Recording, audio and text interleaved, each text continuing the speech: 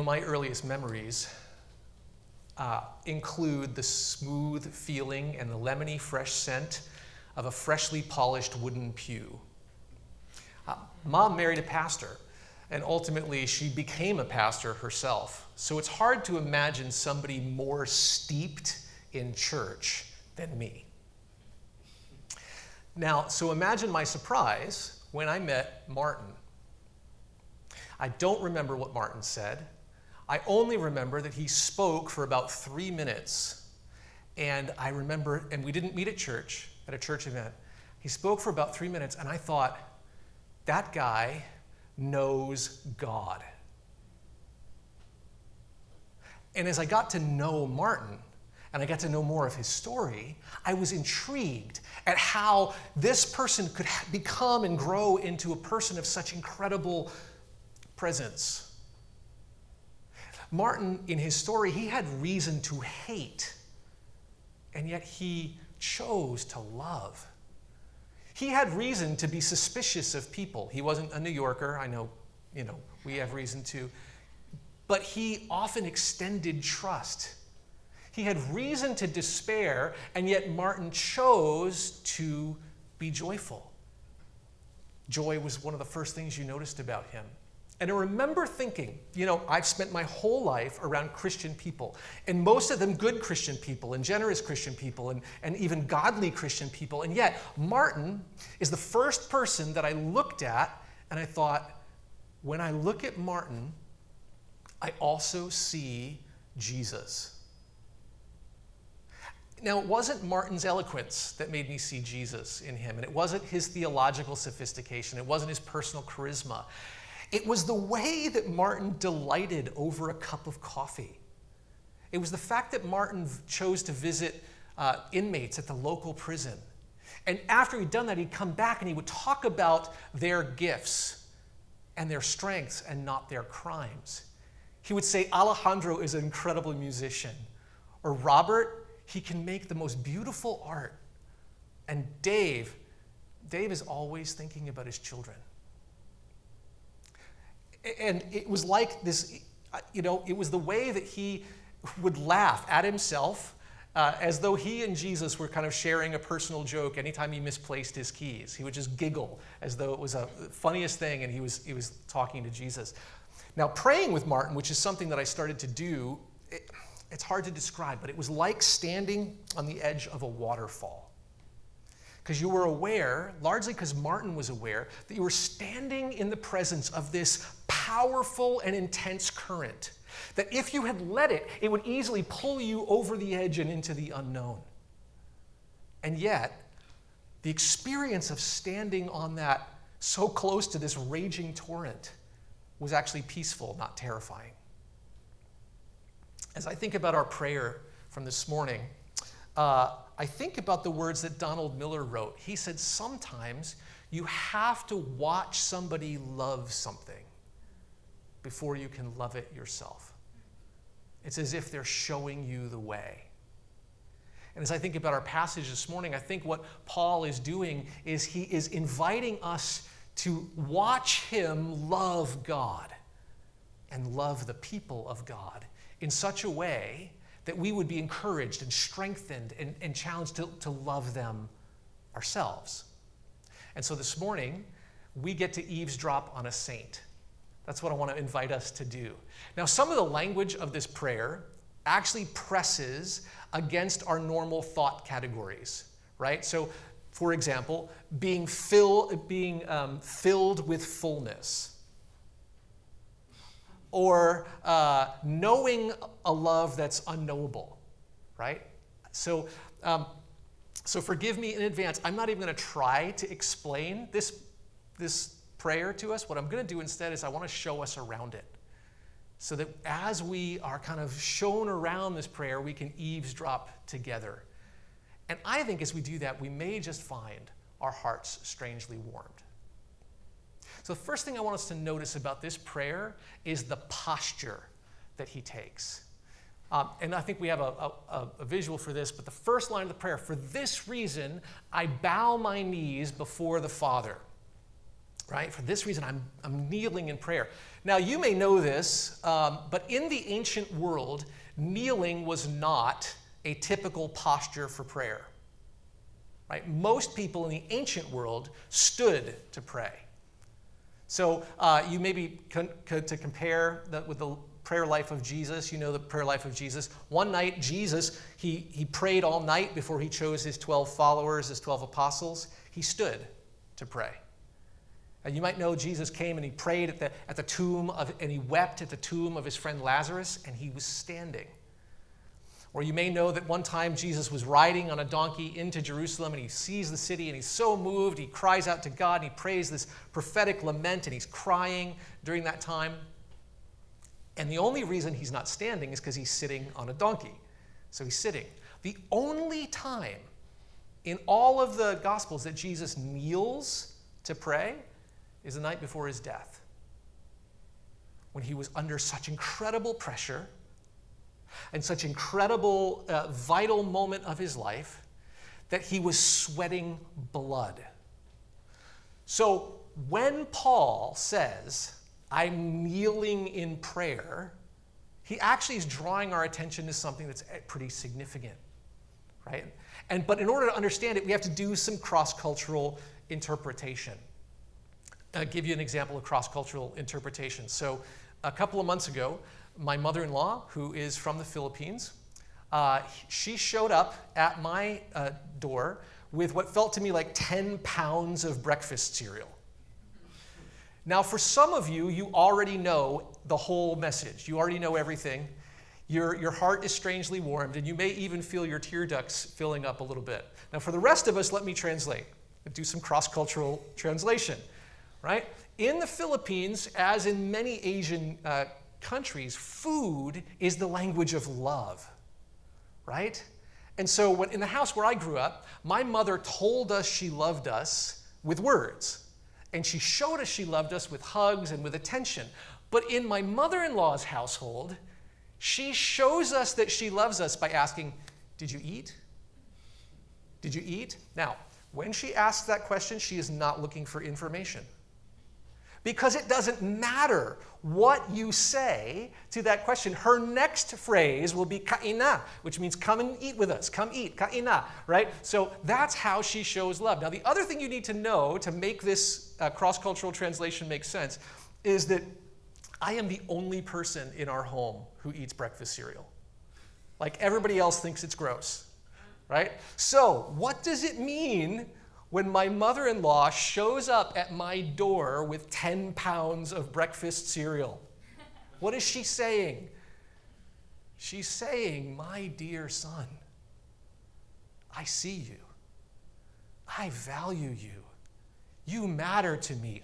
I love you. And even though your taste in food is completely incomprehensible to me, I will still go out of my way to show you that you matter, to provide for you, to offer you care, right? That's what she's saying when she shows up with 10 pounds of breakfast cereal. What is Paul saying when he says, for this reason I kneel before the Father in prayer? What is he saying? He's saying this prayer is worth my wholehearted, no holds back, everything, full-on emotional commitment. That's what he's saying. He's saying, I am holding nothing back from this prayer. This prayer, this time with the Lord, this prayer for the church is worth everything I have. Does that make sense?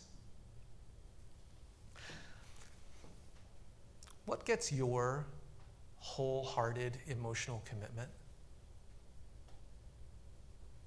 What is the request or the desire from which you hold nothing back?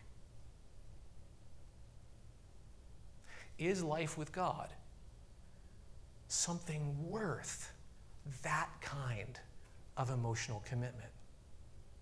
Is life with God worth kneeling in prayer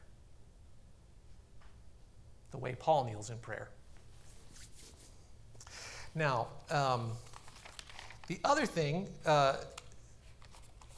from posture I think we should consider is the petition, or the main part of the prayer, the main kind of petition, if you will, of this prayer. And I think you can get really lost because the language gets really sophisticated, gets really big words, big concepts, gets pretty abstract pretty quickly. And I think you can miss both the point and the poetry of this prayer. And there's both. So a quick word on both. This prayer is not that complicated. It is essentially one sentence. It's just one thought. But the way it's expressed is in this parallel kind of poetic structure. So we've got a slide on this. We can put it up and you can see a little bit of how this works. And what happens in this poetry or in this form is that a phrase from this prayer gets articulated in one way and then gets reframed, re-articulated, recast in another. And they're set up in kind of these parallel ways. And what that does is it draws our hearts, it draws our minds more deeply into a contemplation of that particular prayer. Now, kind of modern example of this, it's one thing for me, for example, to say, I am committed to my girls. I'm committed to them. Or it's even to say, like what they did when they were little, I could hold them on my knees, one girl per knee. That was kind of our thing. And we'd sit together after their bath time. And I want to communicate, I am for you. I am with you. I am, we're connected. And so that's the message, but I chose to express that message in the words of that great children's lyricist Eminem. I don't know if you know him.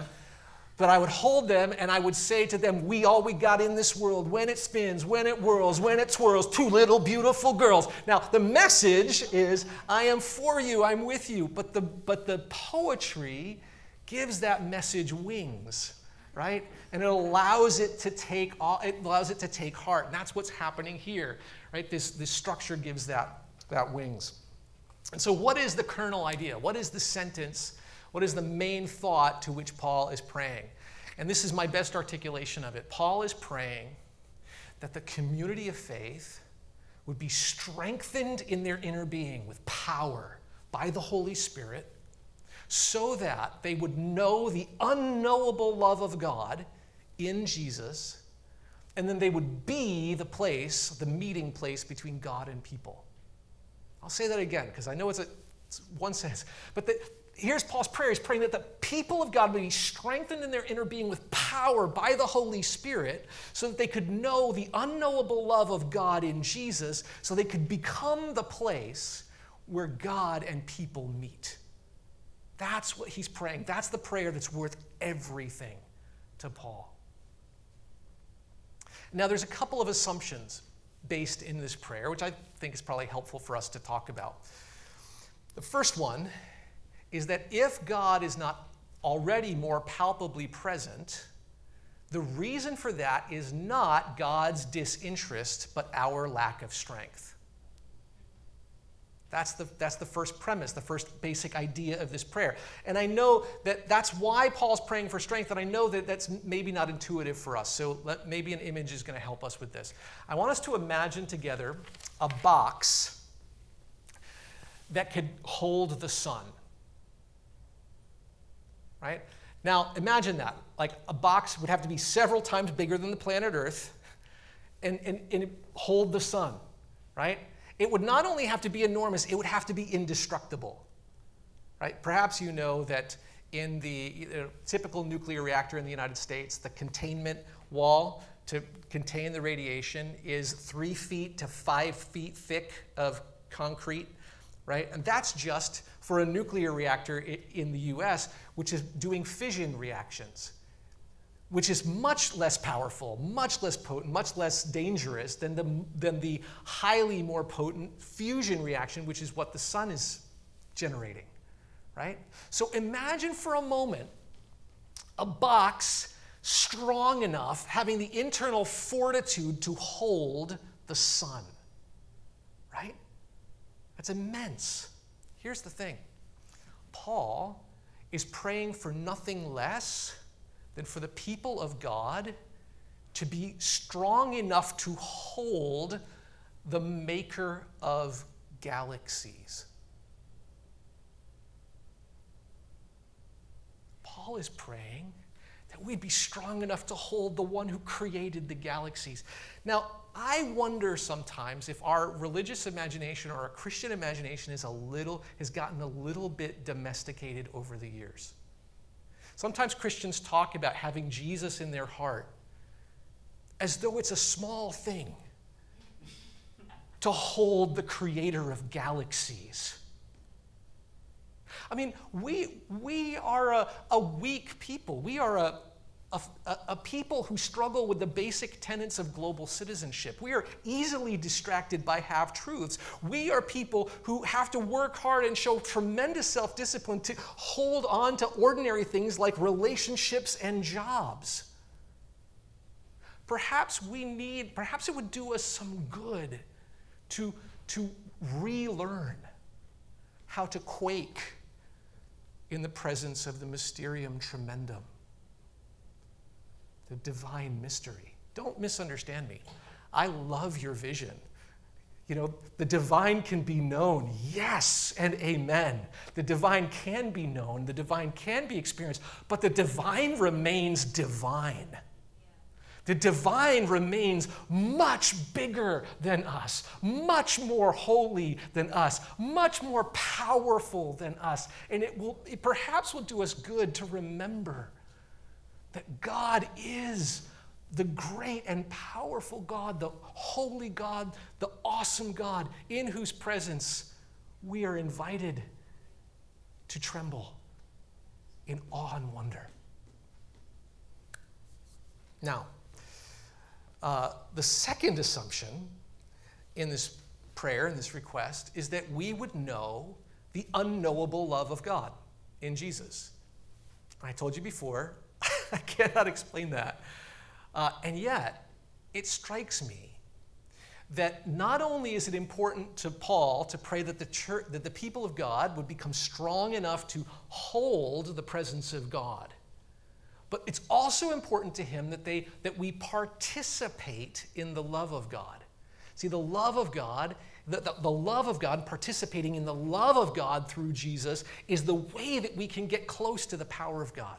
We're invited to participate in a love that's bigger than our ability to understand it rationally and conceptually. And that's the invitation. That's what we're praying for. That's what he's praying for. Now, I don't know the best way I can get my head around what this would be like is by describing what happened to me when my children were born, when my two daughters were born. And I can remember holding them for the first time. And I remember being overwhelmed, if you've had this experience, just overwhelmed with love and devotion for this little girl, this little person, these little people. And that love is so profound and so total and so, it's hard to breathe. It'll take your breath away. And literally a moment before, I was being a dutiful husband. I was trying to help Sophia. I was trying to do whatever was necessary. I was trying to stay out of the way of the medical people, right? And then the next moment, I didn't think, I knew I would go anywhere. I would do anything. I would do at any cost, simply for the love of this precious little life. Now, some of you are thinking, that's pheromones. And you're right. You're absolutely right.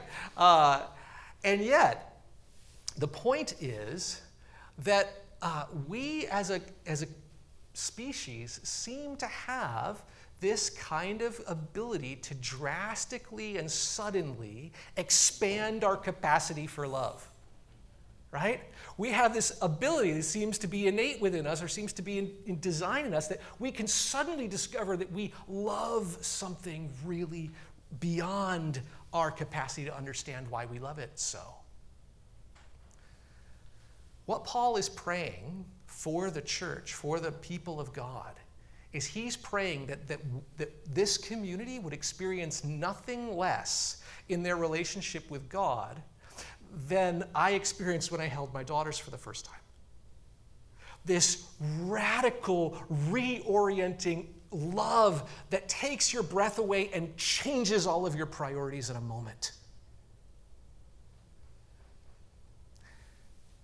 And And as I think about that, I wonder, do we want that? Like if God were to say, pray this prayer, I'm ready to answer it. You'll get it. You'll get it. Do we want that kind of overwhelming love that changes everything? Because not only is it beautiful, but it's tremendous and it potentially scary, right?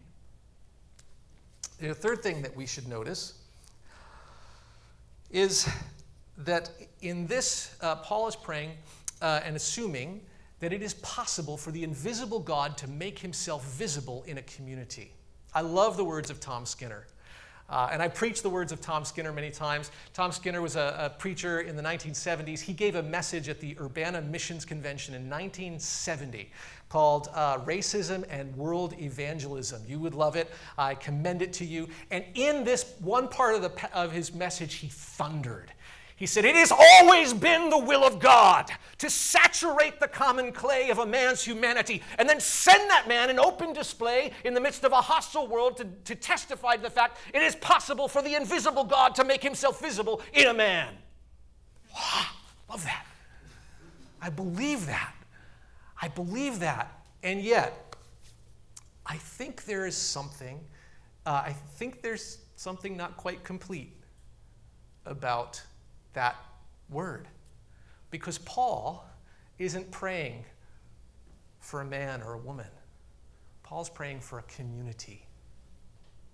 It is the community of God that is meant to be the place where heaven and earth overlap and interlock around Jesus, and where it becomes the meeting place between God and people. It's the people of God that are meant to hold the presence of God. It is the people of God who are meant to show through simple acts of love and joy and generosity that they are living life in the presence of God, for God, and with one another, where people can meet and know the Lord. Imagine praying for the well like that. Imagine praying for the church like that. One thing we absolutely do not need to imagine is the need for that. Look at the church in North America today. It is riddled with scandal, isn't it? It's riddled with social challenges, isn't it? It's riddled with problems and challenges. In fact, in North America today, there is a massive reckoning going on where people are leaving the church in droves because of the many challenges that are facing the church culturally and socially, and because of scandal and schism and social challenges. And yet, if you asked Paul, what do you do? What do we do in this moment? Paul wouldn't say, here's what you're going to do. You need a really good sermon series. Paul isn't going to say, you need a really fresh marketing campaign. Let's rebrand this and let's put it out on the right channels and everything's going to be it. He's not going to say, you just need a great social platform. Line up, figure out where the wind is blowing, line up on the right social platform, and then everything will be fine. No, what Paul would say, what to do, he would say, I get down on my knees before God and I beg God, face first to the ground, that the church would be strengthened in its inner being with power by the Holy Spirit, that it would know the unknowable love of Jesus, and that because it knew the unknowable love of Jesus, it would become the meeting place between God and people. That's what Paul would say we need. That's what Paul would do in a moment like this for the church. Now, if we just kind of end the prayer here, it feels pretty heavy, right? Because the needs are enormous, and the opportunities are enormous. And the prayer, thankfully, doesn't end here. The prayer actually moves on to praise and celebration of the God who is able to do exceedingly, abundantly, far more than we could ever ask or imagine. The prayer doesn't lead us back on ourselves to figure out how to love God more, to figure out how to love the church more, to figure out how to participate more. The prayer points us back to God, the same God who stretched his own flesh between heaven and earth to reconcile earth and heaven, is the one who is able to do far more than we could ever ask or imagine. And it leads us, therefore, to rest in the presence of God. Now, how do we integrate some of this eavesdropping into our prayer practices this week? Couple quick things. If you have a prayer practice this week, I want to encourage you to do some reflections and maybe some changes or challenges to your physical posture. What physical posture signals to you in your body that you are fully present and holding nothing back? Like, how do you stand, or how do you posture your body that says, I am fully available to you? I had a friend who used to pray like this.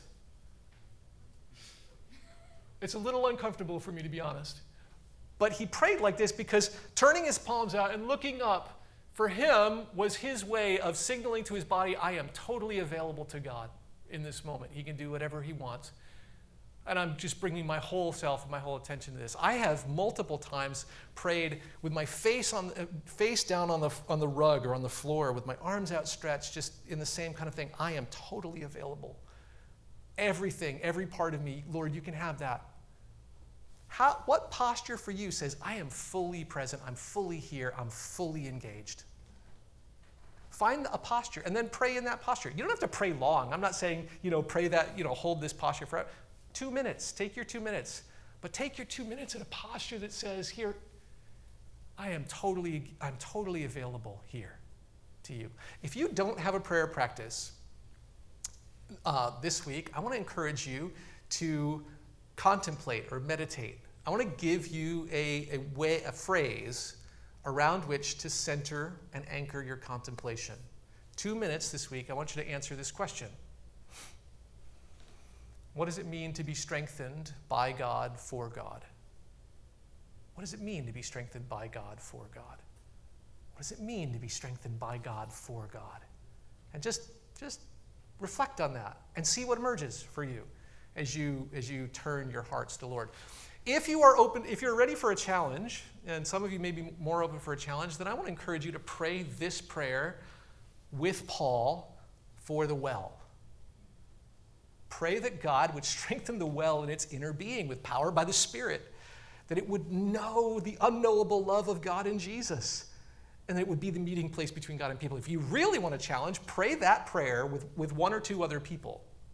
Take a couple of people and pray that prayer together. Take your silly posture. I always say a weird prayer meeting is better than a boring prayer meeting. So take your physical posture, whatever it is, and pray that prayer together. Again, it doesn't need to be long, but pray that prayer together with a couple of people for several weeks, maybe even a month. And just pay attention to what emerges for you, what emerges in your community as you do that. As I keep thinking about this prayer and this passage, I keep thinking about my friend Martin. What did Martin have that set him apart? He had God. He had a life with God that you could sense from across the room. And he expressed that life with God in simple acts of trust and love and joy and presence. In fact, it was Martin's life with God that made me want to know Martin. And it was Martin's life with God that made me want to know God. And it was Martin's life with God that has influenced and so shaped my life that the deepest and truest and most sincere desire in my life is the desire to know God. To know God. To know God deeply, to know God in His Word, to know God in His community, and to live and to teach and to write and to do what I do in such a way that other people are encouraged to know God too.